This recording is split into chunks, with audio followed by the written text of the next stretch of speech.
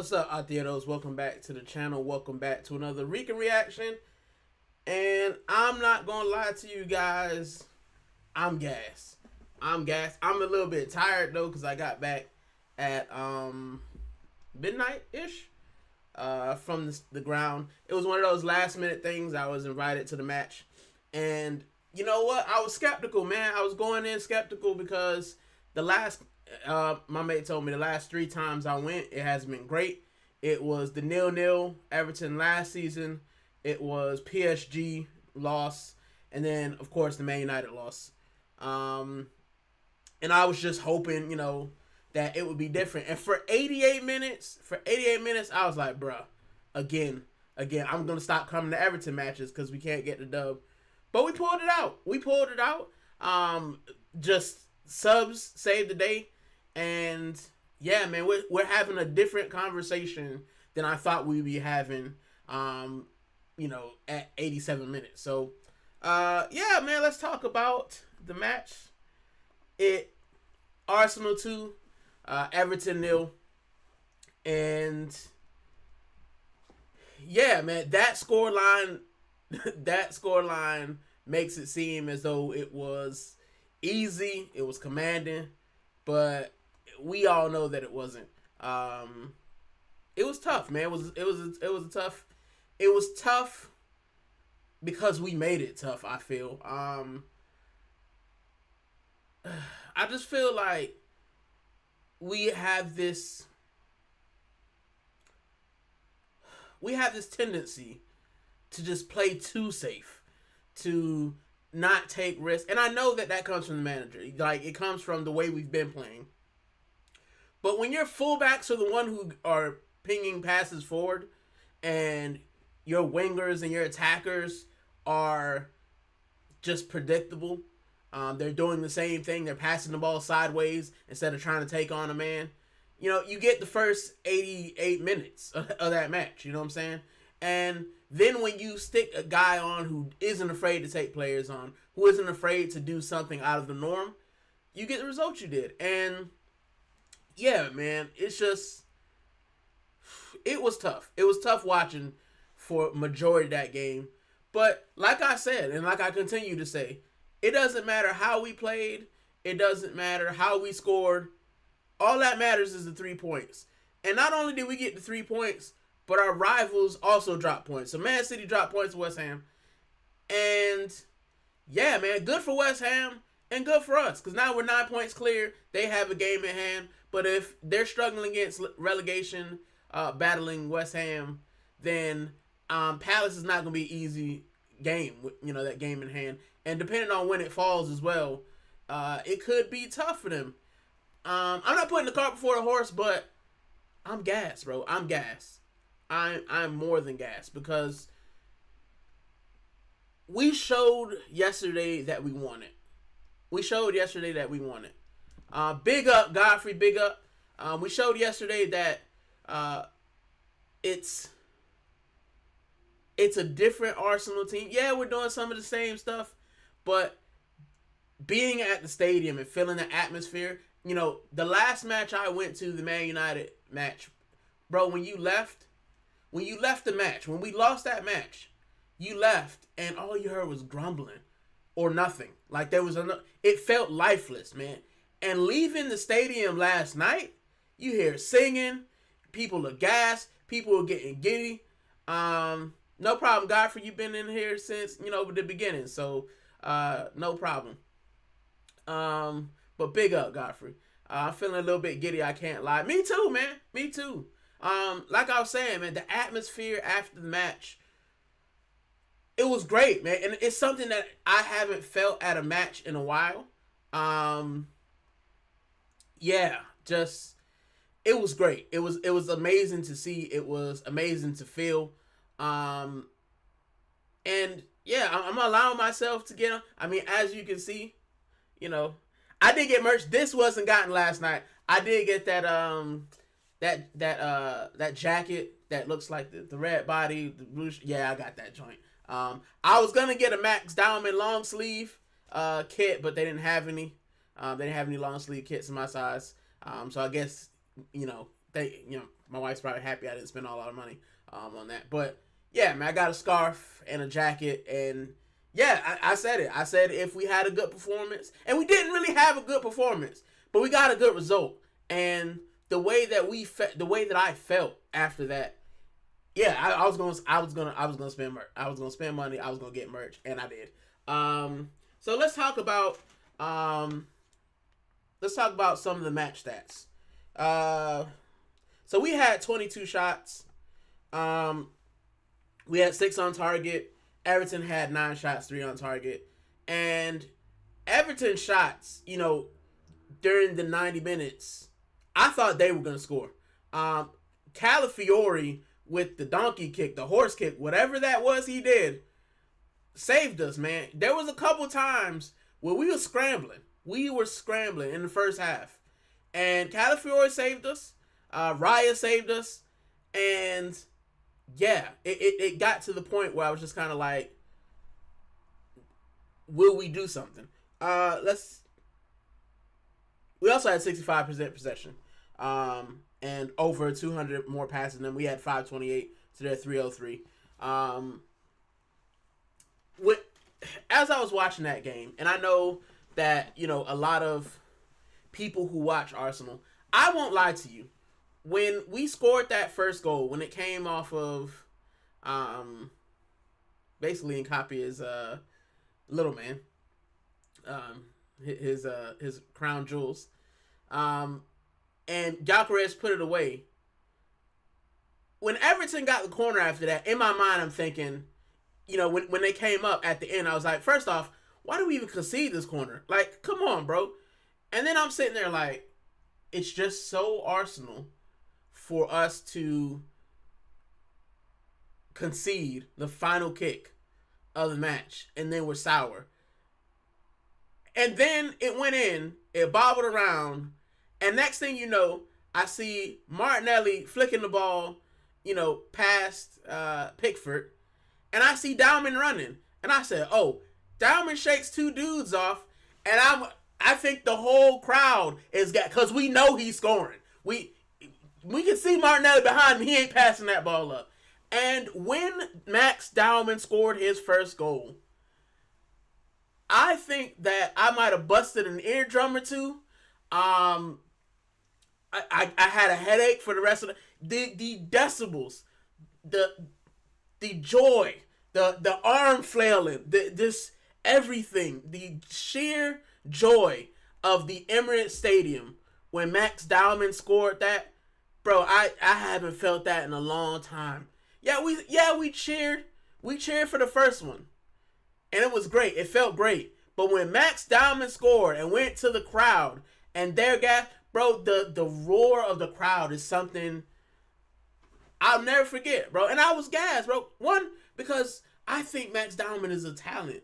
And for me to have been there the night that he scored his first ever goal, I wonder if it and I don't want to put this on him. I don't want to put too much, pressure on the kid. But I wonder if the first time Tony Adams scored a goal, or, the first time Thierry Henry scored a goal, I wonder if people felt like they did last night. Like, you were like, this guy could be something special. This guy, I don't think that anybody who was at Highbury who saw Thierry Henry score his first goal thought that he was going to become the greatest player that the Prem has ever seen. But being there in that moment is crazy. And I don't know how Max Dowman's career will turn out. I don't know if he'll be like Reece Nelson, or if he'll be like Wayne Rooney. You don't know. But the scenes and the way, the composure, the way, and that first goal, Max Dowman throws in a cross that bounces off Nkapie. So Max Dowman changed the game, and it's just amazing. It's amazing to see a kid so young, the kid's still in school, but to come in and change the game, amazing, bro, amazing.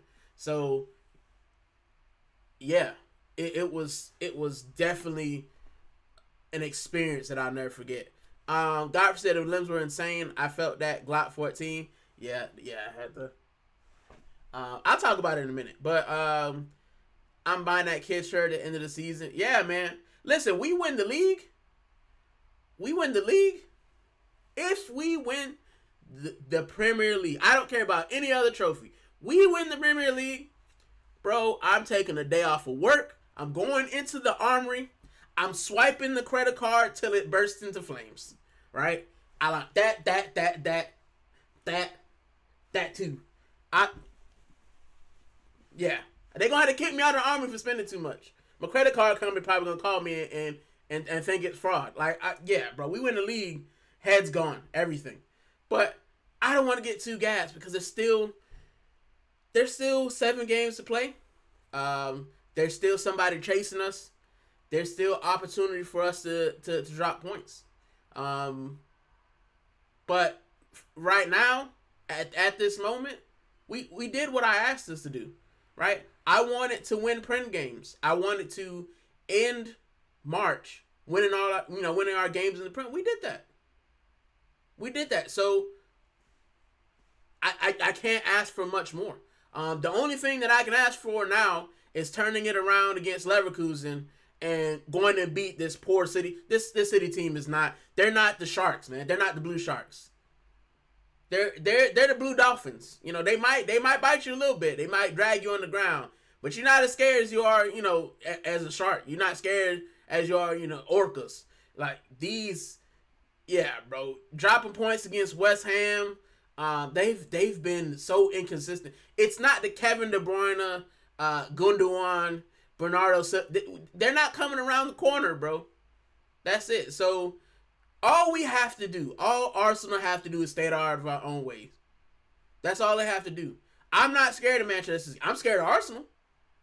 But Manchester City, I'm not scared of them at all. I'm not. I think that if we can win, if we keep playing more attacking football and we take risks and we attack, bro, I'm not scared of City at all, man. I think that we just have to handle our business. And we're doing it. And I have to give Mikel Arteta. Big up for views for the raid. I appreciate it. I have to give credit to Mikel Arteta. Last night, and you guys know how I feel about Mikel Arteta. I think that he makes some mistakes that he probably shouldn't in year 6. But last night,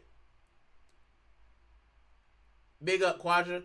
And as I said, big up views. Last night, near the end of the match, it was 0-0, and he made changes. And we always, he took Havertz off, and I talk about that in a minute. He took Havertz off. He brought Gyökeres on. He brought Dopamine on. He brought Nketiah on. He brought some guys on, and they changed the game. They changed the way we play, and that's what you asked for. That's what you asked Mikel Arteta for. So, you have to give him credit. You can't just say when we lose, it's Mikel Arteta's fault. When we win, it's the team. Like, I don't think that's fair. And I'm guilty of doing it. I'm guilty of doing it in the past. But being there last night and seeing it, like, you can't say that Mikel Arteta didn't have a hand in it. Did we play stinky first half? Yes. But he changed. He threw the dice. He gambled, and the gamble paid off. Now what I want to see is us do the same against Leverkusen. Turn it around. I want to see us do the same against City at Wembley. Turn it around. Like, that's what I want to see. Be the winners. You talk a big game. The players talk a big game. But I want to see it, and I'm saying it. We have 2 more matches in this month. And if we win those 2 matches, March is a month we'll never forget. It's a month we'll never forget. When we won at home in the Champions League and we made, the quarterfinals. We won the Carabao Cup. We put a 9-point stamp on the title race. So, yeah, we won't forget it, bro. Quadra said, big up Gooner Rican, my guy in the chat. Good afternoon, everyone. Welcome back. Thank you, Quadra. Big up views every time, always. Keep up the good work. Gooner Rican TV, 500 subscribers incoming. Yeah, man, we're getting there. We're getting there slowly and surely, but just how we're meant to. And I appreciate guys like Views and Shane, sending people over. I appreciate it. But yeah, man, 2-0. I'm gassed. And let's just go over the lineup from last night. And I looked at this lineup last night because I was around the stadium. I was already a pint in. And I looked at it and I was like, okay. I mean, I get it. But the one thing that I looked at is Madueke on the left. Madueke he's not a left winger. He's not. When he shifts to the right, he looks a lot better.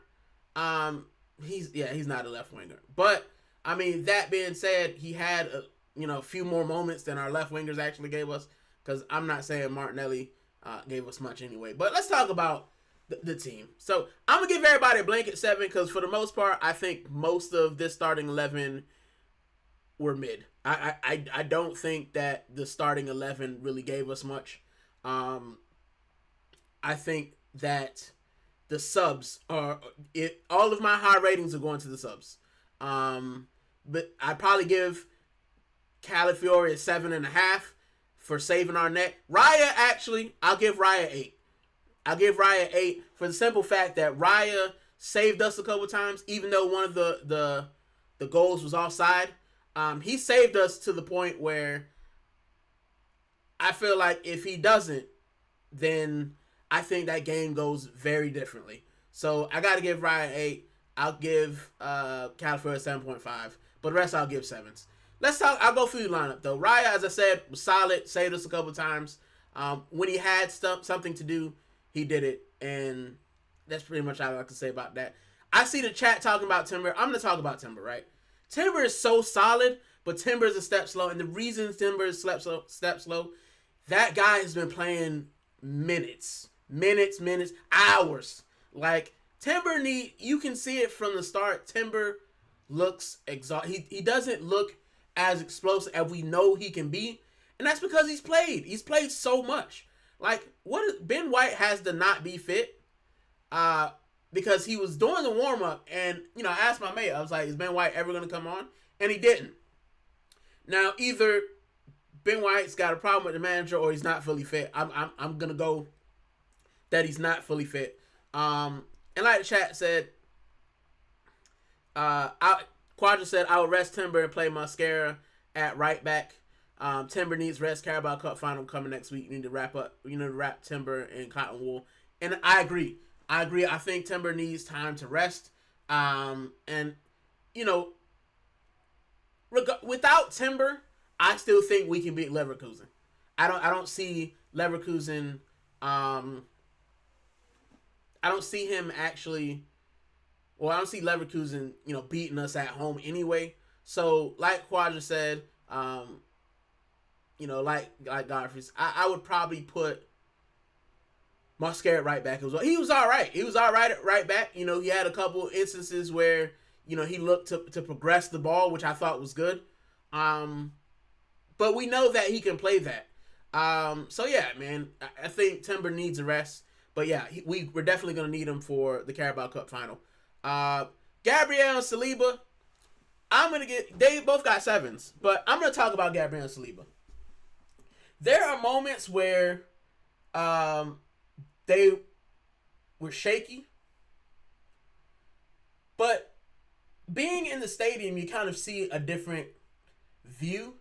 Bro, our center backs were the most progressive passers of the night.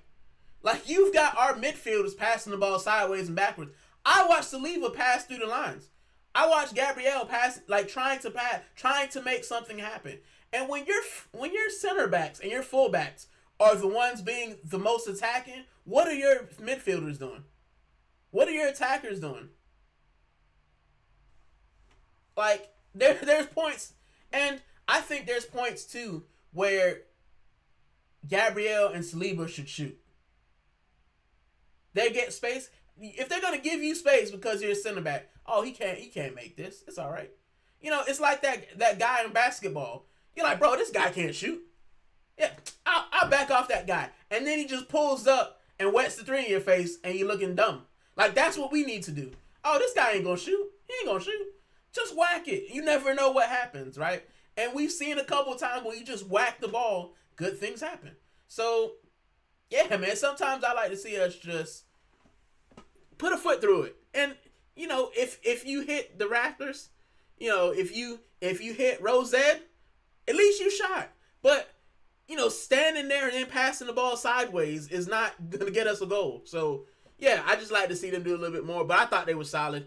Calafiore, going forward, was all right. I think Calafiore's best thing was his defensive work, which is crazy because people usually say that, you know, Calafiore's best attribute isn't his defensive work rate, but he saved us yesterday. I'm not going to lie to you. Because at first, it looked like it was Raya, but it was actually Calafiore, you know, doing the horse buck monkey kick. Like, it was crazy. And it was shaky. But, yeah, I thought he was solid 7. Rice and Zubamendi. I feel like Rice, you know what he's going to give you, man. Rice is going to give you workhorse rate. He's going to keep it going. He's going to run till he's ragged. And he was forward a little bit. My issue and the thing that I saw is when Rice starts dropping back and Zubamendi goes more forward, we look to get a little bit more because Zubamendi's passing is a little bit more progressive and better than Declan Rice. But yeah, they were solid. But a lot of sideways passing, a lot of safe backwards passing. Like, bro, you guys are. You're the ones supposed to be progressing the ball forward to the attack. Like, you keep passing sideways back to the fullbacks, then yeah, man, it's not gonna make our team work. So, yeah, solid side, you know, average. I don't say solid, average, because we were bang average for 89 minutes. Eza had moments. I actually saw the man run. Let's talk about that. We always talk about Eza, you know, kind of strolling, look like he's just jogging. I saw him run full speed more than once. I was like, oh my goodness, he can actually run. He's got a little bit of pace. I'm proud of the guy, right? But yeah, he was solid. He made some, you know, decent progressive passes. He didn't have a shot, which was absolutely awful. But, you know, he took a shot. At least I'll take it. One thing that I will say, right, about our shooting, we touch the ball too much. We take too many touches, and there was a point where I was like, bro, do you guys realize that there's a defender in front of you? They just kept kicking balls into defenders. I'm like, bro, if you hit it first time when the defender's not there, you might get a goal. You might, you know, get a ping, a defection, or something. But kicking it into the defender, you're never going to get anything because you take 87 touches. Like, that as a shot with his weaker foot when it almost curled in was insane. Yeah, it was. I thought it was good, and it was like, just because, you know, he shot near North Bank where I was sitting. But yeah, you know, you got to take those shots. Like, that's what we need. We need more of that. It's something that Odegaard used to do in the beginning. He used to just whip those shots off. He stopped. I don't know why. And then now his shots, you know, a lot of his shots are just airy. They're just, you know, pillow-footed. It's, gotta say, the problem is we always want to score the perfect. It was a problem we had during the Wenger era as well. Let me go through some more comments.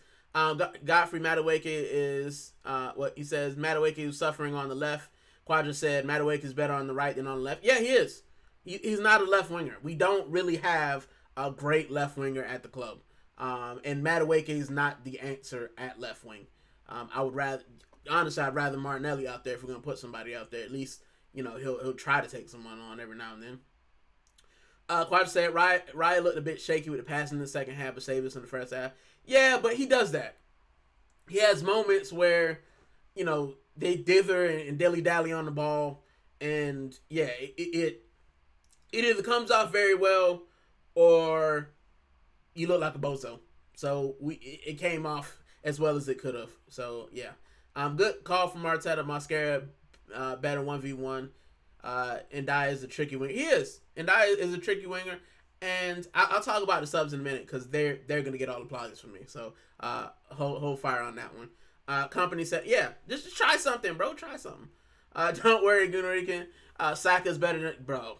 Goofy, and that's one thing that I don't like that our fans do. Yes, Dalman is good. Yes, Saka is good. You know, yes, Martinelli was good in those seasons. But you have to prove that you can do it on the biggest stage, and not just one time. You have to do it multiple times. Why is Cristiano Ronaldo considered one of the best? Why is Messi considered one of the best? Why is Mbappe considered one of the best? Lewandowski. These guys do it on the big stage. They don't just do it, 1 year, get a big contract, and then fade away. Like, they just keep doing it. And Cristiano Ronaldo, as much as, people talk about his ego being inflated and massive, that guy works hard.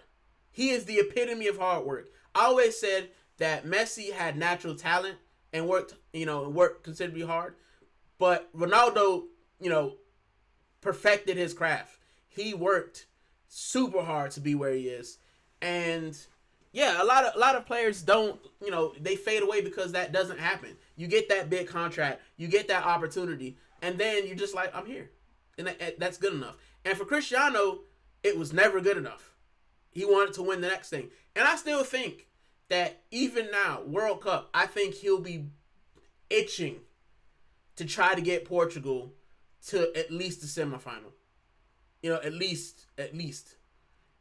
Because that's one thing that, he's competitive. So Messi's got a World Cup. Messi's got a Copa America. Cristiano's got a Euro. Cristiano won a World Cup. Do I think Portugal's going to do it? Probably not. But that's not going to stop him from trying everything that he can to do it. And that's how those players get good. That's how you look at some of the greatest players with talent who probably didn't hit the level, of that they should have because they didn't work hard enough. Luke said, gotta pop out, but just wanted to shout out that we have said on one of your last lives that Max Diamond, if you're good enough, you play regardless of age, proved yesterday. Luke, big up for stopping by. Appreciate it. And yeah, bro, if you can play, if you can contribute, if you can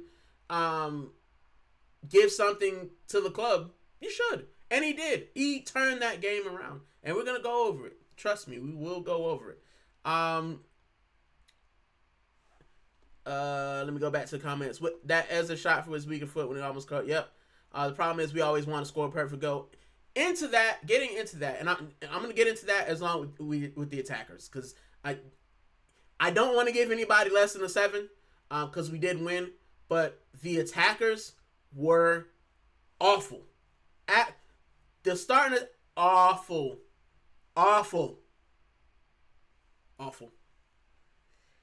Let's start with Madueke. As we said, not a left winger. He looks amazing on the right, and yeah, we know what he is. So we're watching the pre-match stuff, just chilling, watching him, and I watched Madueke sky ball with nobody in front of him. They do like the little 1v1 versus the keeper. Took a touch, and the shot that he shot, bro, almost hit me at the top of the North Bank. That's how bad it was. And I looked at my mate and I said, did you see that? He said, yeah. And I thought that's what kind of night it was going to be. But Madueke, the thing that he gives you on the right wing is unpredictable. And we'll go into Saka as well. Madueke is unpredictable because he has the pace still. His hamstring ain't mashed up. He's got the confidence. He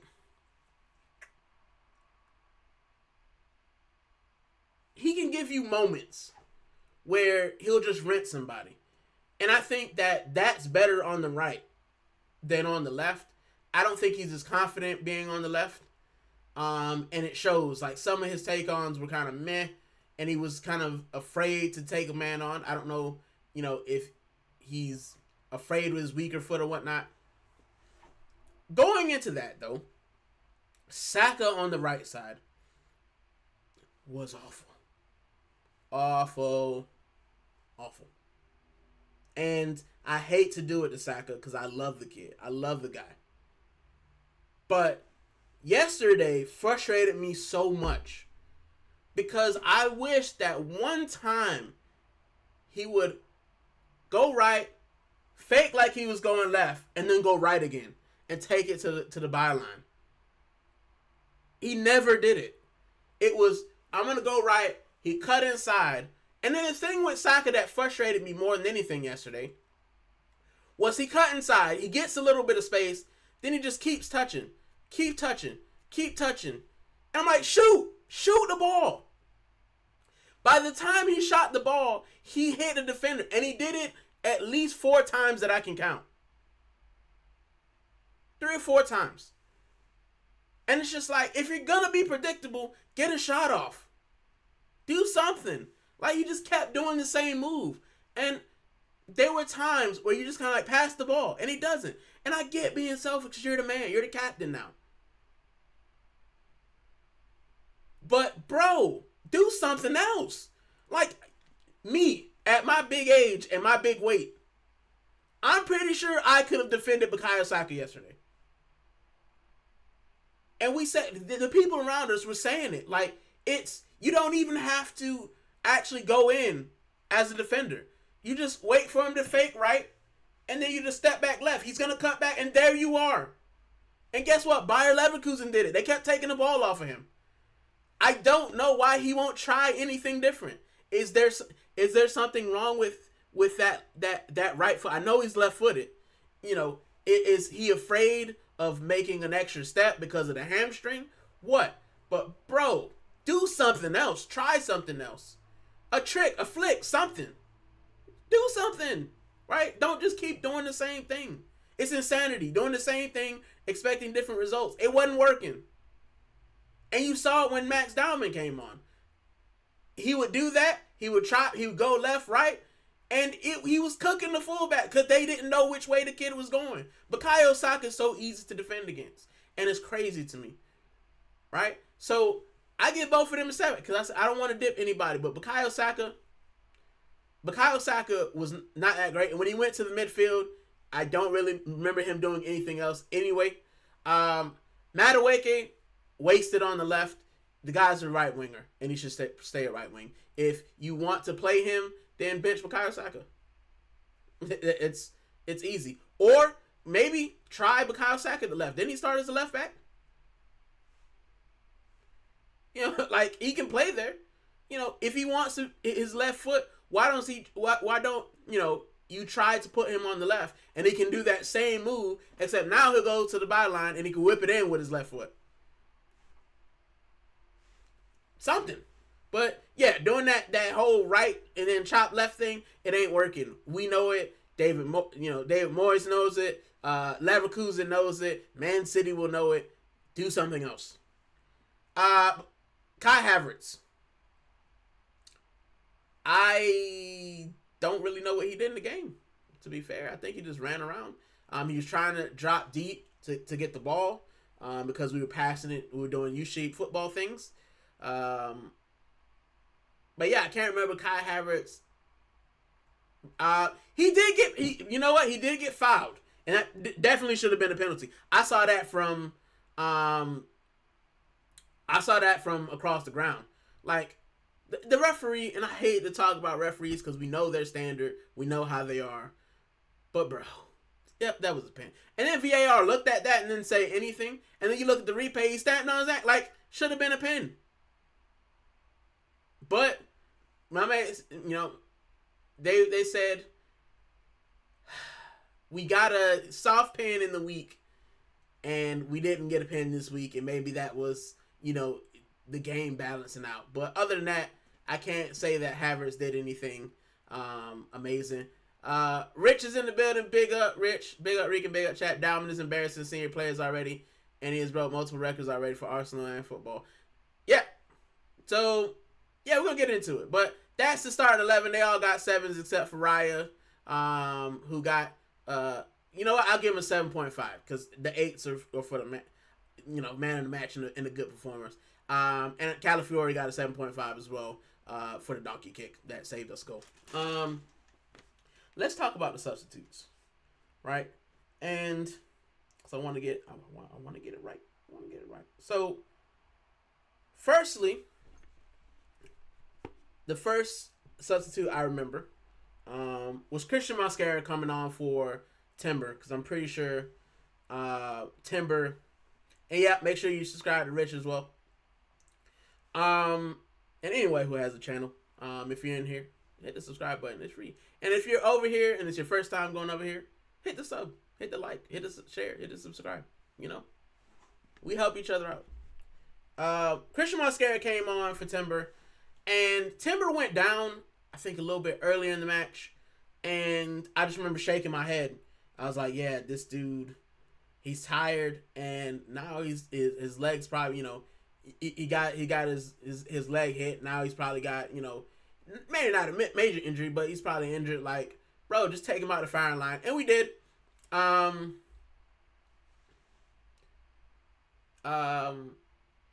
Yeah, we took him off and we put on Christian Mosquera. And I remember the first thing that I spoke to my mate about, I was like, why didn't Ben White come on? I was like, why didn't, you know, Ben White's over there. Why didn't he just put Ben White on? And I felt Ben White, if he was fit, he probably should have been on earlier, because I think it was a game for Ben White. I think Ben White could have, you know, Ben White, one, he's just a steely guy. And big up Karma. Is this a safe space for United? It's a safe space for all fans. Just know that we're gonna banter each other, and I expect if you want to come in here and banter me, as long as it's respectful, then that's cool. I got a whole lot of United mates, so yeah, it's fine. Big up. Dad, if you're a big up Rican from Real Madrid fan, much respect to Arsenal. Arteta, would love to see you guys lift the Premier end of the season. Yeah, big up, Dad, if you're at 14. Real Madrid fan, I feel different because I love Sevilla. That's my first love. So yeah, but big up. I mean, although one of your legends is looking to buy Sevilla, and I love that guy. I love that guy as well. Even though he's he's a bit of a polarizing figure. Sergio Ramos, I'm speaking about. He's one of my favorite defenders of all time. I think he was one of those defenders that you just hated to play against him. But it's some of those guys where you're just in awe. You're just in awe of the fact that he just makes things happen. Yeah, he gets some red cards and yellows, and he some dirty. But as a defender, I love Sergio Ramos, so that's my little spiel. But yeah, Christian Mosquera came on. He was solid. I was thinking about Ben White, but if Ben White's not fit, then Mosquera came in, and like I said, he was progressing the ball forward. He was making things happen, and Mosquera, I don't think of him as a liability. Will he have some shaky moments? Yeah, because it's a different league. But I think with guys like Gabriel and Saliba, taking him Capier under their wing, and actually kind of helping mold them into better defenders, I think that it's great. I think it's great, and I think that our defense is solid for the next couple of years. We got two brick houses in center backs in Gabriel and Saliba, and then we got two guys who can be a backup partnership in Capier and Mosquera, and if need be, they can be fullbacks as well, and that's what I love. So big up. Pierre and Capier, as I said, I'm giving him an 8 because the family jewels assisted the winner, really. So yeah, he gets an 8 for just being in the right place, the right time, and taking one for the team. You feel me? Gabriel Martinelli, 7. I don't feel like he did that much, but he did, run, and he did make our left wing a little bit less predictable because Madueke was having kind of a stinker. Victor Gyökeres in the right place at the right time. And one thing I said too, Kai Havertz was dropping, he was dropping deep and trying to get the ball and trying to pick it up. And all I wanted was our striker to be in the box and up top and not doing any of that. And when Victor came on, that's what he did. And that's why he was in the right place at the right time. So give him an 8 as well. But lo and behold, last but not least, let's talk about the kid, Max Dowman. Max Dowman. And I don't want to heap the praise or pressure on him because he is 16. But he came on and he started rinsing people. He started taking people on. He was trying something. And yeah, he lost the ball a couple times. But so what? So what? He's young. That's going to happen. And that's why you got good defenders. Because if you lose the ball, you hope your defenders and your workhorse, Declan Rice, will come back, sweep up, take the ball, and keep it moving. And that's what happened. He gets a cross in. It bounced off Nkapie. Victor Gyökeres hits it. And then that goal. And I said it in the beginning.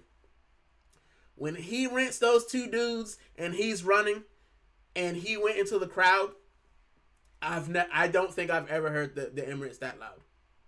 I won't lie to you. And I was down the stairs going like this. Like, just, it was electric, man. And if we win the league, I can just imagine that that's what it's going to feel like. Just sat there. Again, I'll probably sit in the seat. Wherever I'm at the pub, if I'm at the game that we win the league, if I'm at my house, I'll probably just sit there like, I can't believe we did it. I can't believe we did it. And that's how I feel. That's how I feel like that moment was. And that could be the moment that it's not the moment we won the league, but that could be the moment where we said, you know what? We want to win the league. We're going to win the league. Nothing's going to stop us. That's what I want to see. I want to see a moment. And yesterday, like I said, for 89 minutes, we were awful. But it only takes 30 seconds to change the game. And in our case, it took 10 minutes.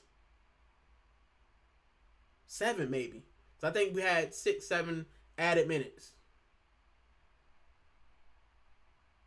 It only takes a split second to change fortunes. Because for 89 minutes, Arsenal fans were like, we've done it again. We bottled it again. I can't believe it. And 7 minutes later, we're talking about this is it. And that's what I love about football.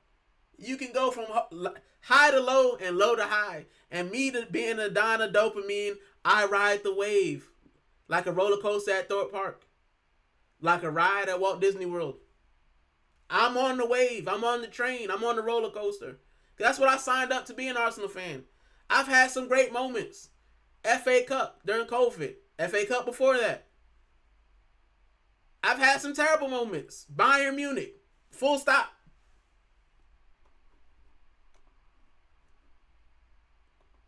But I don't regret anything, and I shouldn't. Because that's what being a football fan is. Let me go through some of the comments.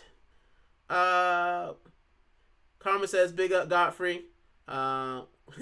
United with Carrot looked like the 90s team at time. Okay, yep, let's talk about it. Because this is a football channel, and I do like the waffle. So, and I'll be on for about 15 more minutes. Because I will be back with the Waffle House tonight. We'll be doing Ask Me Anything. So, let's put that back up so I can remember. But, yeah. United, I told my mate last night, if United had sacked Amorim near the beginning of the season, they might be in the title race. And I'm not saying Michael Carrick is that great, but they look different. They look inspired. They look like they want to play for their manager. And one thing that Carrick has probably done, which a lot of modern managers, it seems, refuse to do, I have the players to play this certain type of way. I don't have the players to play my system. Whatever my system might be, I don't have the players for that. Amorim, being as big a manager as he is, he should have said, listen, we can't play 3 at the back. I don't have 3 great defenders. We can't do this. I don't have a team for this.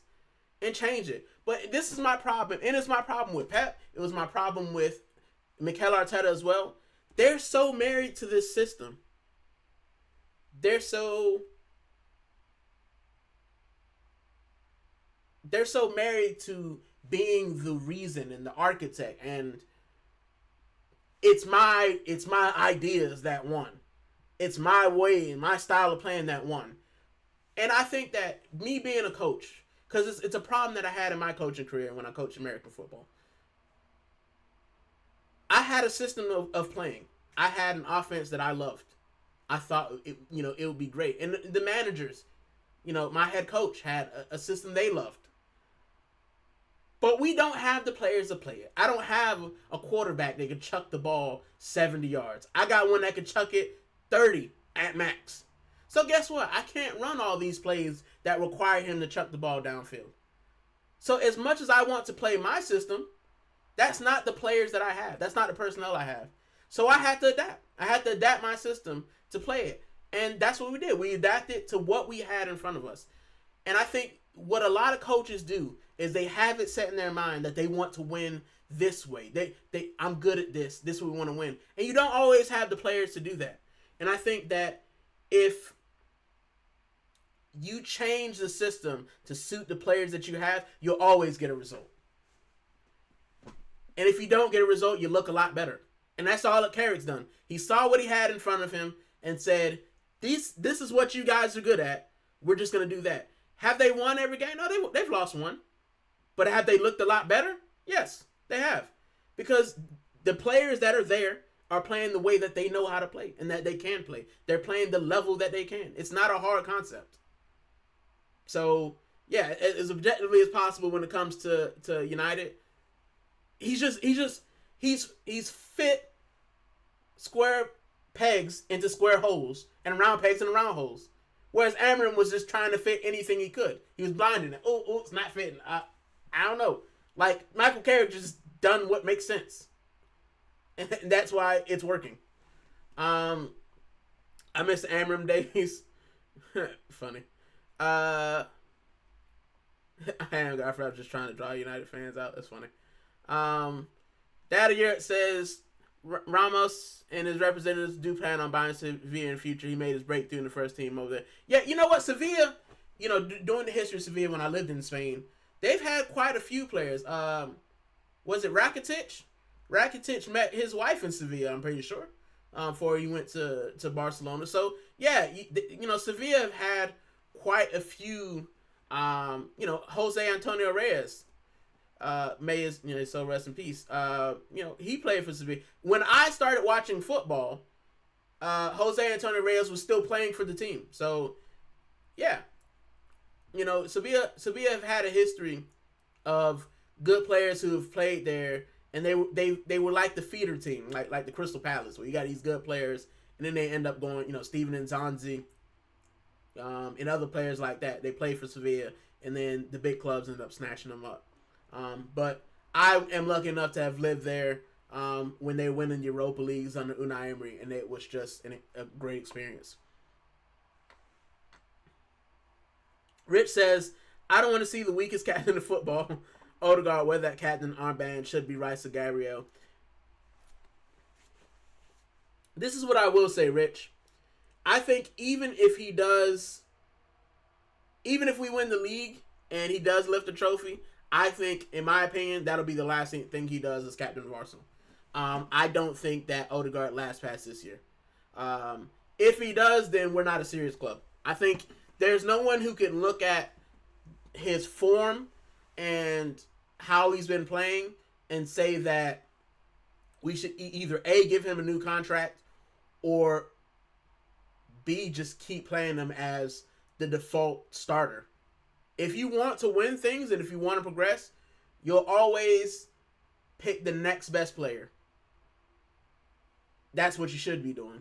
And that's what we haven't done on the left wing, which is why we're still calling, why do we need left wingers? Can we get left wingers? Because we just haven't upgraded. But if we win the league, then Odegaard, Martinelli, Trossard, writing's got to be on the wall.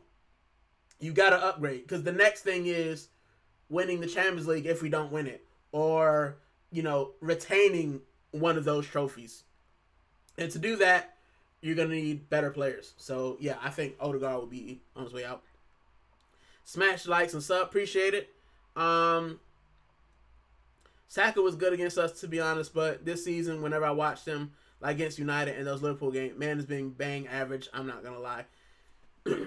There's like I said, I don't like to go in on Saka because I think Saka carried us when we needed it.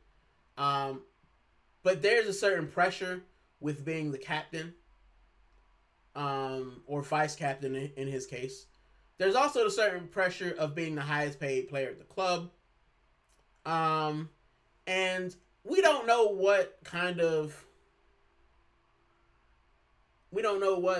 stipulations are in his contract. If there's X amount of money for him to make more goals and assists, because at times that's what it looks like. At times it looks like he's chasing a goals bonus, or he's chasing. I wouldn't say he's chasing the assist bonus, because there's times where he could pass the ball and just doesn't. Saka's become predictable, and when you're predictable and you have pace, it works. But he's lost a step of pace because he's had the hamstring injuries, and because he's now not getting space and not able to get away from people and take shots off, he looks a lot worse than he is.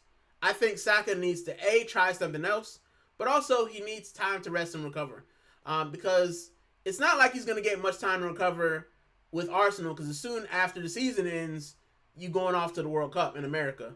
And if you think they're tired now, when they do those cross-country trips in America, it's peak. It's going to be long. So, yeah, it's something that I wish that he would work on, but maybe he will.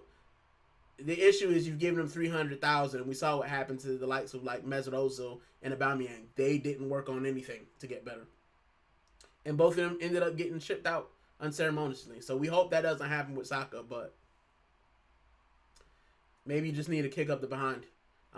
Like you said in your next comment, Nani deserves some games on the right. Never fails to create chaos, that lad. And yeah, maybe it's time to actually give Nani Madueke. Just bench him. Bro, Saka, you're a footballer. You're still going to make your money. We're still going to love you. But if you ain't playing well, at this point in the season, you've got to go with your best team. You got to go with the people that give you the best chance of winning. And right now, if that's Madueke causing chaos, and helping us fumble to victories, then I'll take that over watching Saka take 3,000 touches and shoot the ball into defenders. So, Godfrey says stars are aligning at the moment. As I said, guys, everything is coming off. So our Champions League draw was easy. Our FA Cup draw has been easy. Our Carabao Cup draw was favorable. Even the games that we have coming up in the league, when you think of some of the people playing, the Burnleys and the West Hams, like, I would rather take them than playing Chelsea and United and Tottenham last games of the season. You know what I'm saying? So yeah. Our hardest game left is probably the Etihad, as far as you look on paper. Martel Simpson said the ball likes him. He gives Leo Messi all day. He could also turn Sanchez win-win. If you're talking about Max Dowman, listen, if Max Dowman becomes like Alexis Sanchez, we cooking. In my opinion, I think Max Dowman, I would like to see him at a 10 at some point. Because I think he's got that electricity where he can just facilitate and take people on. He's fearless. And I think that's because of his age. That's because, when you're new and you're trying to prove yourself, you don't care, bro. I'll take anyone on. I don't care. You've been here 25, 30 years. And I think about moments in sports, because I love sports. Like, moments in sports, like when AI crossed up Jordan. Like, I'm new to the game, but I'm supposed to be here. And, he could have been like, I don't think I could do it because it's Jordan. But he didn't. He said, bro, this old geezer, yeah, he won. But I can take him. And that's what we need. We need players like that. We need players who say, oh, yes, Everton. Yeah, I got Tarkowski in front of me and all these dudes, and they've played before. But you know what? This dude's slow. I can take him. That's what we need. We need more of that. And I would love for players to be like that. To just say, you know what? Burnley, we can take them. And actually take them. So at parts of the year, it looks like we're scared. Like, oh, Burnley might beat us. oh, we might lose to this team. Oh, we got to play it safe. And that comes from not having a captain with some steel. Not having leaders in the teams with steel. I mean, our captain likes High School Musical. He wants to watch that. And there's nothing wrong with High School Musical. But you got Gabrielle saying Inception in them, and you've got our captain saying High School Musical. It just tells me, he's a jolly-go-lucky type guy. He's a happy guy, and sometimes you don't need that. Sometimes you need the Tony Adams. For lack of a better word, you need the bastards. Every team has them. My team had them. The guys who are just like, bro, if he wasn't my player, I hate this guy. I would hate this guy. He's just so wound up. Like, that's what you need. And that's what I don't see in our team. But you see it when Capia, and Capia is like that. That guy, and Capia looks at, bro, he's telling managers, shush. That's what you need, somebody with some steel. Like, bro, I'm not going back down. And that's that South American thing. South Americans, like I said, I don't think Martinelli is South American. I think he's Caribbean or something. Or, Italian. I don't think he's South American. He ain't from the favelas. But even like Gabriel Jesus has it. Like, bro, I'm going to take you on. I might be a step slow, but I don't care. Like, that's what we need in the team. Quadra said, do you think we should have had a penalty in the first half? Yeah, I talked about it earlier with the Kai Havertz thing. Yeah, I definitely think it was a penalty. My issue with that, though, and I always think about things in two minds. If we had a penalty and we scored the way we were playing, I think that what Arteta did would have been different. I think that if we had a penalty and we went 1-0, I think we would have stunk the joint out. Instead of doing what he did and throwing it and going for it, I think we'd have just stunk it out, and then we probably would have conceded and ended up 1-1. I just don't see early in the game, if we get a pin, then Arteta goes, ooh, we got a pin. All right, let's go for them. Because we haven't seen it this year. We should have did it against Leverkusen. We should have done it, against people like Liverpool, but we haven't done that. We don't tend to just bash and put teams away. So, yeah, I think it should have been a pin, but the way the match turned out, I'm kind of glad that it wasn't, because I feel like there was no other choice for Mikel Arteta last night but to say, let's go for it. Because we're in a title race. He knew that anything less than 3 points and City were on you. So you had to get the 3 points. And fair play for him, fair play on him for having the heart, guts, the wherewithal to just say, all right, I'll put a 16-year-old kid on. I'll put Gyökeres on. I'll put Martinelli on. I'll put these attackers on. I'll take off the midfielder. I'll move Saka. Because that's what he did. He took off a midfielder. Took off Zubimendi, I believe. And he moved Saka to the middle. And he put Dopamine on the right.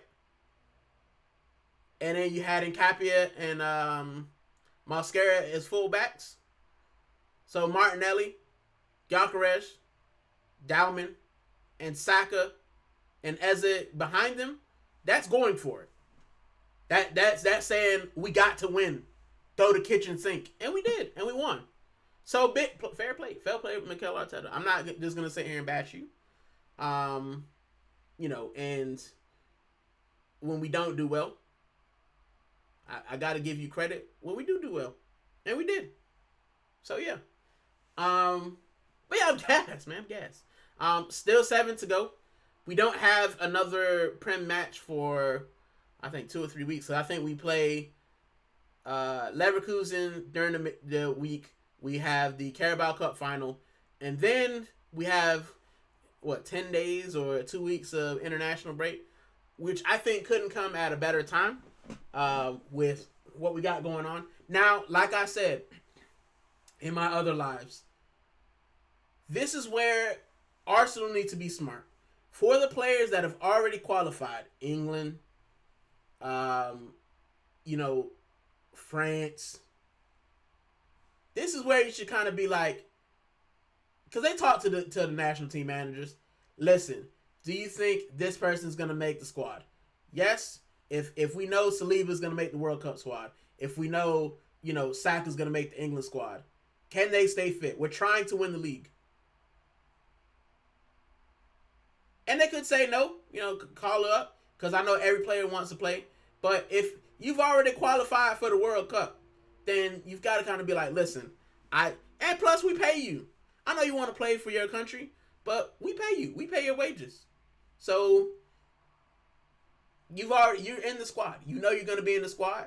Then let's focus on the league. Because listen, I love England. I love Spain. I've shown you the jerseys. I'm going to be gassed for the World Cup. But at this moment in time, I could not give two monkeys about the World Cup. Not even on my radar. The only thing that I care about at this moment in time is Arsenal winning the Prem. So if we have to keep our players at home and tell them, hey, for 2 weeks, you're on the bike, you're in the pool, you're recovering, for a week, do a warm weather training to do. Well, I wouldn't go to Dubai now, but at the moment, warm weather training in Spain, Portugal, somewhere. Just say, all right, we're going on holiday. We're taking a week off. All right, because this next 7 matches, this next round in the Champions League, we make it. This next round in the FA Cup, we got to win this. Let's relax. Let's recover. Let's do everything that we need to do to make sure that we're 100%. Because these next 2 months, April and May, could be the best month for an Arsenal fan. And I know if Karma's still in here, I know it's probably eating her up. Because, yeah, man, as a United fan, I'm pretty sure it hurts to watch Arsenal winning. I know it hurt me when I watched United make the Europa League final and we were in it and we couldn't even get that far. It hurt me when Spuds won the Europa League. It hurt me watching Chelsea. It hurt me watching City, beat us. It hurt me watching Liverpool because they the ops. And I thought we had good teams. So I wanted to win. It hurt. It hurt me, man. It hurt me to watch it. And I when you hear all of the rival fans and they're just coming up with narratives, oh, if Arsenal win, it'll be the weakest league in the world. It'll be the worst champions we've ever seen. But no one said anything when Liverpool scumbagged it. If Arsenal win the Champions League, it was a weak Champions League. They had a weak side. I do not care. Because guaranteed, if we win a trophy, a big trophy, we win the Champions League or the Prem, I got Man United mates. It was real quiet yesterday. They text me a lot. Them Man United friends I got, when Arsenal dropped points, my phone buzzed like it's an Amber Alert, bro. If you're from America, you know what that is. My phone won't stop buzzing.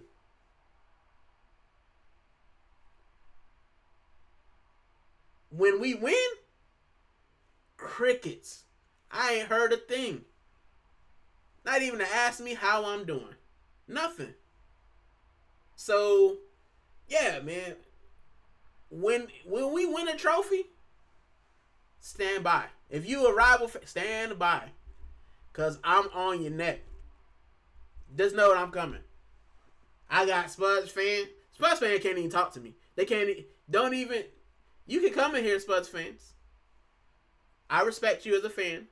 But don't try to talk no trash. Your team calls yourself a Big Six. You in a relegation fight. Chelsea. Nah. Can't talk to me. United. Yeah, United could talk because if they had a better manager, then United would probably be thereabouts. So I give United some time. City, yeah, even though they had a terrible season, they won everything. Liverpool, all right. But if we win, y'all ain't gonna be able to tell me nothing. I'm on you. Quadra said halftime, Man United 0-0. Aston Villa, Nottingham Forest 0-0. Fulham. Second half would be good for both of those, to be fair. I'm going for a Villa victory because, I'm a hater. But also because I like Unai Emery, man. I like Unai. Even though, when he was with our club, I thought he was going to do a little bit better, but he didn't. But, yeah, I like Unai, man. He's cool. So, yeah, that's the Arsenal bit. We won. It was great. I'm high on dopamine. And hopefully we keep going. So, let's put that. Now, because I always do this, it's always a feature in my shows if I bring in new kits. Yes, these are the kits from this year. You've got the third kit. I'm going to tell you a story about this third kit, right? I found this third kit in a vintage shop near where I live. Right before Christmas as well. So I was going in the vintage shop, and I usually look in there because they usually have American football jerseys. And I actually found one nice one, the Dolphins one. But I look in there for American football, and I saw this. I saw this one.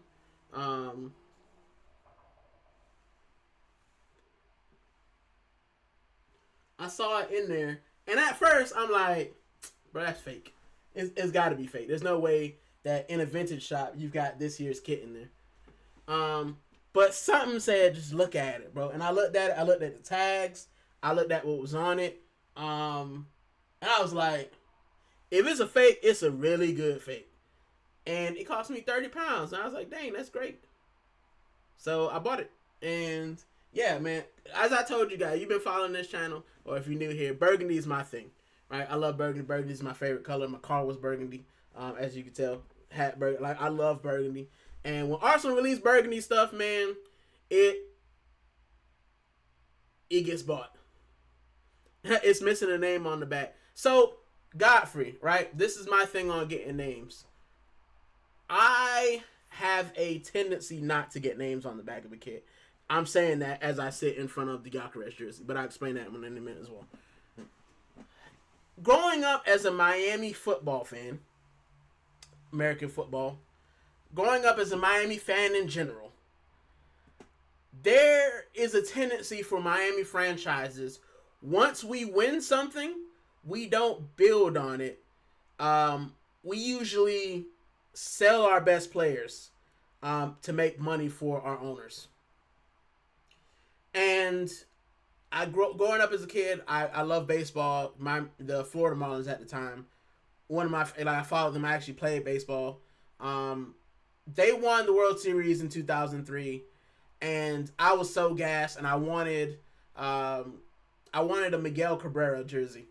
All right, Miguel Cabrera. He played for Detroit in his latter years, winning the World Series with them as well. But I like Miggy, bro, and we won the World Series. They sold them all, and we went to crap. As a Dolphins fan, I watched some of my best players leave. Zach Thomas went to the Cowboys. Jason Taylor went to the rival Jets. Jay Ajayi have his jersey. He left to the Eagles. Lamar, was it Lamar Miller? Yeah. He ended up leaving. The Heat, even Dwayne Wade left. Shaq loved him, ended up leaving. So usually when I get a player, they end up just leaving. So I usually don't get a player unless I know they're going to be at the club for a while. With us just signing Gyökeres, and that's the reason I have Gyökeres on the back.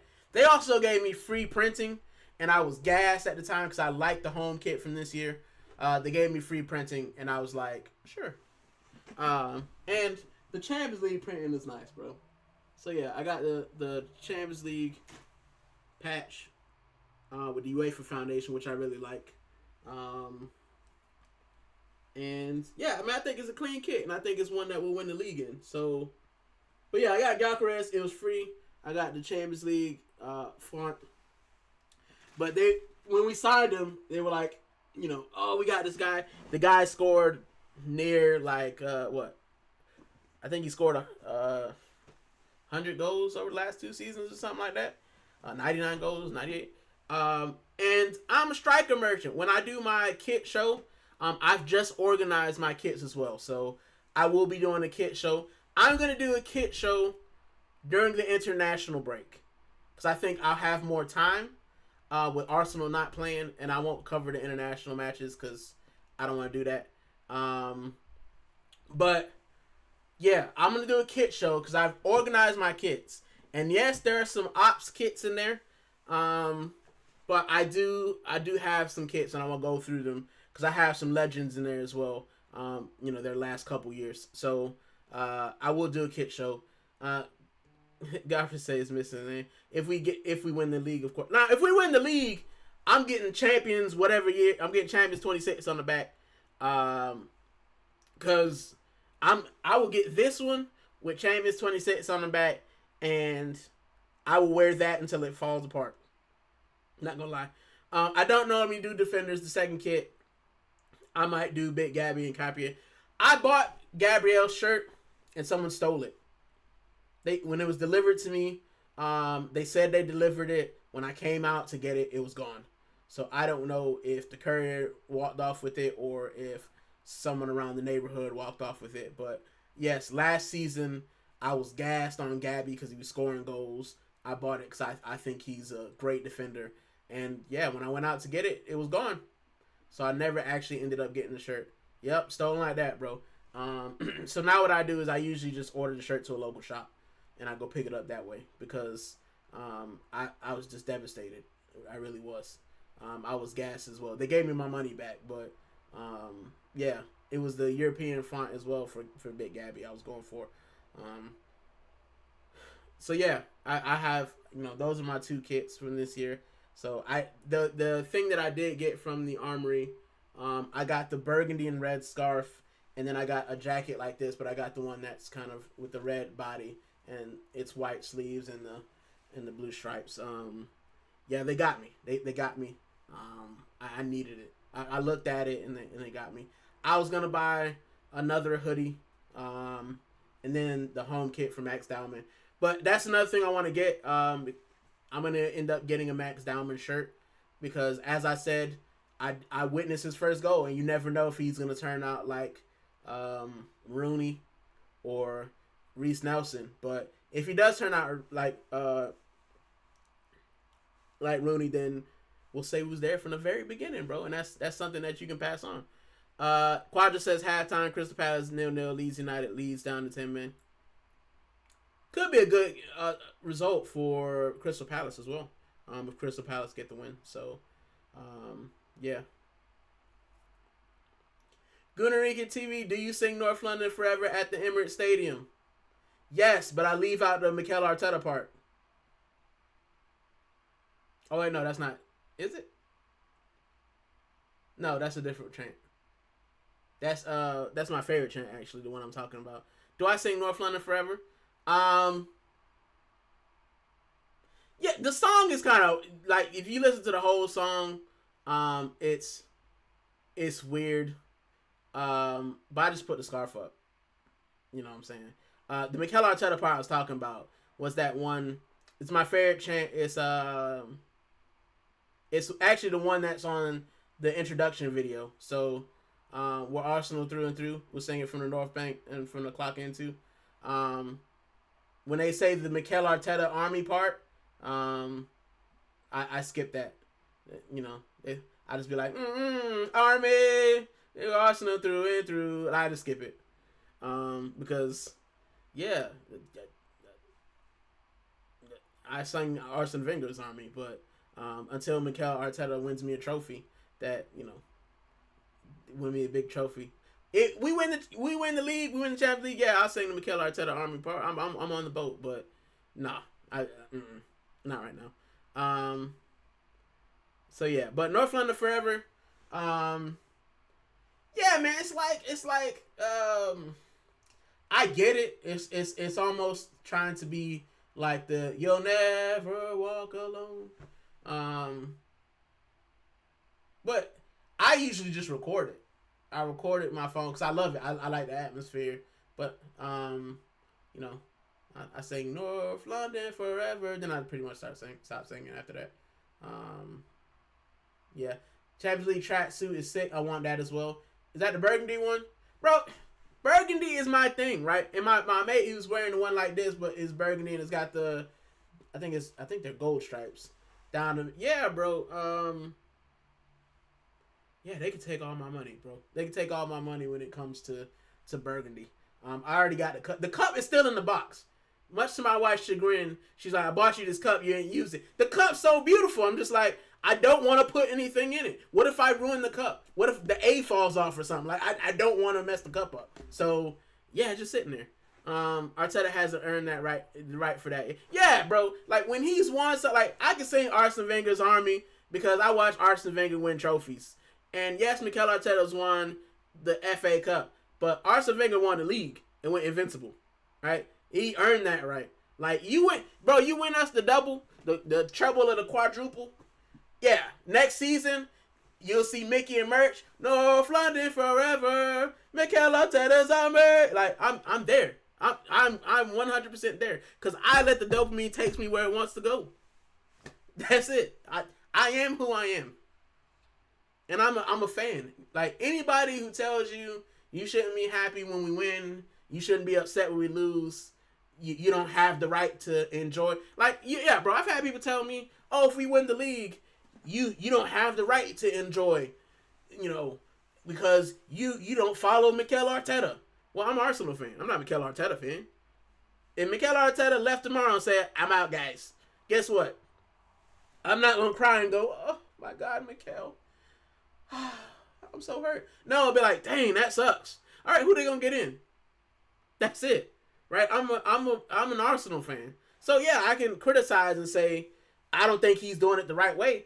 But as I did yesterday, I paid my hard-earned money and spent my entire Saturday. I don't know if you guys look, the gas prices, they not cheap, especially in the UK. I filled my car up and drove to London yesterday to watch that match.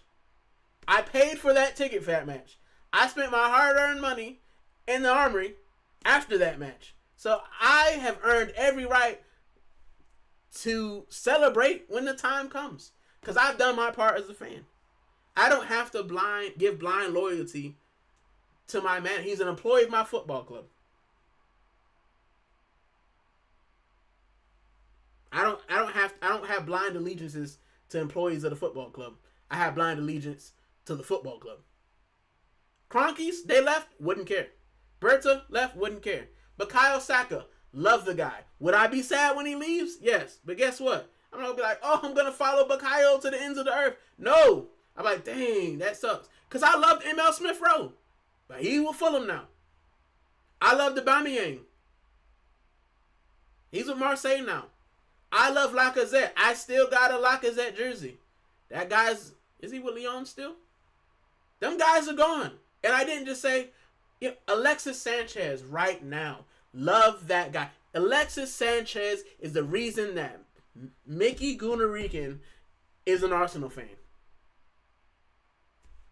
Alexis Sanchez. When Alexis Sanchez went to Man United, did I go, oh no, I'm going to United too? Love you, Alexis. No, I went like, damn, that sucks. He went to them lot. He sucked, which made me feel better. But I didn't just say, oh, Alexis is gone. I can't live without Alexis. No, bro. All right, good riddance. You didn't want to be here. Or we didn't want you here. It sucks. It's sad. But I got over it because I'm an Arsenal fan. That's what being a sports fan is. When Mikel leaves, I'll be a little bit happy. If he doesn't leave, I'll still be happy because we won. That's it. So yeah, bro. That's just my spiel. And I'm always going to reiterate that. I'm going to celebrate to the high heavens if we win. And I'm going to be gutted if we lose. Godfrey says, same Sanchez is the reason I support Arsenal. He's gone, but I'm still... Exactly, bro. And I'm pretty sure that everybody in the chat has a favorite player. They have a player that made them Arsenal fans. Dad of Europe was in here. I'm pretty sure he loved Ronaldo at Real Madrid. But guess what? When Ronaldo left and went to Juventus, I bet he didn't stop being a Real Madrid fan. You know, I'm pretty sure Karma has liked United fan. She probably loved Marcus Rashford. He ain't playing for them right now. It's not gonna stop you from being a United fan. Like, bro. So yeah. Alright, let's get some more comments. John Tyree said, "You Puerto Rican?" Yes, I am. Half Puerto Rican, but was raised by Puerto Rican mother, grandma, and auntie and uncle. May his soul rest in peace. Yeah, man. I grew up in Miami. Half Puerto Rican. I call myself Half-Rican because my dad's black and my mom's Puerto Rican. Full Puerto Rican, born in Puerto Rico, Spanish first language. So is my grandma, my aunts. Yeah, my Spanish is trash. Don't, I knew that there was a question coming back. Am I fluent in Spanish? When you get yelled at in Spanish, yes, my understanding in Spanish is great. But my grandparents came from Puerto Rico, and my mother came from Puerto Rico. I think in the late 80s. No, early 80s. Early 80s, maybe. Early 80s.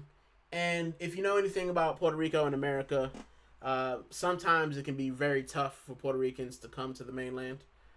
They work very hard. So my mother, having kind of experienced that, she wanted me to be as American as possible. Whereas my grandma was kind of like, "You Puerto Rican, so I'm going to speak to you in Spanish. And if you can't get it, tough." So my Spanish understanding is a lot better than my Spanish speaking, but I'm working on it. Living in Spain, the thing I love about Spanish people is they'll talk to you. They'll talk fast, and you'll have to pick it up. But yeah, I'm working on becoming better at speaking Spanish. But yeah, my understanding of Spanish is a little bit better. So when my grandma speaks to me, the issue also as well as Puerto Rican Spanish is not like Spanish. It's like Spanish and Ebonics sometimes. So some of the words and stuff that she'll say, when people from like Spain and South America speak to me, I'll be like, "What are you talking about?" But funny enough, I used to live in Andalusia, and Andalusian Spanish and Puerto Rican Spanish very similar how they pronounce things. So it was almost like being back at home. But yeah, I hope that answers your question. I'm working on it. I'm working on being more fluent in Spanish and getting the confidence to speak to native Spanish speakers. But yeah, my understanding is pretty good. When you get yelled at in Spanglish in two different languages, you pick things up. So yeah, that hopes that answers your question. But yeah, I am Puerto Rican. Mom Puerto Rican. I love Puerto Rico. If you're new here as well, hit the like, share, subscribe. I will have. Let's see. What time is it? Tonight at. Actually, in 3 hours, maybe 4 hours. I'll do it at 7:15. So I have a live. It's set for 6:15. I'll push it back an hour because I got some things to do for the missus. But I'm gonna do my Waffle House where you guys can ask me these questions. You can ask me whatever you like. I'll answer them. And then I'll throw some more questions at you, and we'll just have a chat with the community. So if you're around in about 4 hours, yeah, hit the like, hit the notification bell. I'll be around doing the Waffle House. It's just a free-for-all, man. I'll answer all your questions because I want people to know who I am. I want to get to know who you guys are, and that's how I want to grow the community. So yeah, if you have some free time, if you want to come by, you can just ask whatever you like. To be fair, as long as it's respectful. I'm not gonna go too deep into politics. So if you guys ask me that, I'll give you base answers. But yeah, we'll talk about anything sports related, anything about my journey from the U.S. to the U.K. If you want to know, I'll best answer you, and then I'll ask you guys some questions. And as always, you know me, man. I'm a sucker for merch. I'm a sucker for kits. So we'll have some conversation about kits. Maybe I'll pull out some of the ones I have. Or maybe I'll go through my beanies. I got some of those as well. I have a beanie collection. But yeah, we'll talk, man. We'll talk. tonight. So I'll be back in time for dinner, pretty much. Let me see. I can't redirect, but let me see who else I know is on so I can tell you guys which way to go. BBK Sports is still on. So if you guys want to go over there on behalf of me, I can't redirect because I'm still new. But if you want to go over to BBK Sports, he's another American guy. He's on the West Coast of America, Jamaican guy. Very cool. Usually, has a good vibe over here in this chat. So, yeah, if you're bored, if you still want football, head over to BBK Sports. And if you're still around, hit the like, hit the share, hit the subscribe. And I'll see you guys tonight on the Waffle House, as per usual. As always, man, y'all take it easy. You have a good day if you don't come back. And I'll talk to you guys later.